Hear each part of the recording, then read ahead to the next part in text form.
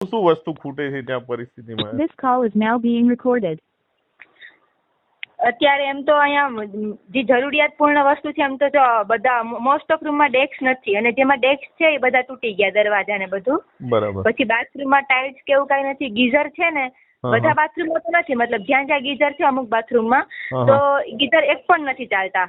Plus cooler છે તો cooler 230 છોકરીઓ છે તો 230 છોકરીઓ વચ્ચે એક કુલર છે તો ઈ મોસ્ટ ઓફ મતલબ બગડી જાય તો અમારે ક્યારેક આખી રાત પાણી વગર રહેવું પડે. બરાબર.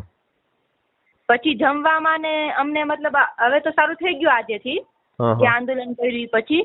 બાકી આ મોસ્ટ ઓફ બેડશીટ ને કઈ નહોતું તો એક બેડશીટ અત્યારે આવી છે. બાકી ગાદલા ને કઈ નથી, ડેસ્ક નથી, અને જે હોલ હોય છે તેમાં 9 છોકરીઓને રહેવાનું હોય એના બદલે 15 છોકરીઓ રહે છે ને પ્લસ 2 જ પંખા છે. બરાબર. અને બીજું મારી વાત, આપણે દિવાલોમાં કલર ને બધું વ્યવસ્થિત હોય છે કે બધું બકવાસ?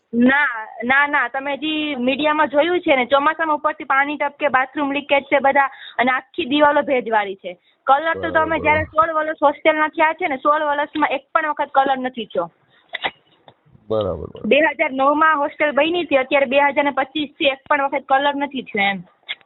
તો હવે બેન હું શું કહું, જો હું ભીમ આર્મી ગુજરાત પ્રદેશ અધ્યક્ષ છું, અને બીજું કે કાલના દિવસમાં જો આ ના થાય ને તો તમે એક કામ કરજો, મને કાલે ફોન કરજો તો હું પરમ દિવસ ત્યાં સવારે આવી જઈશ.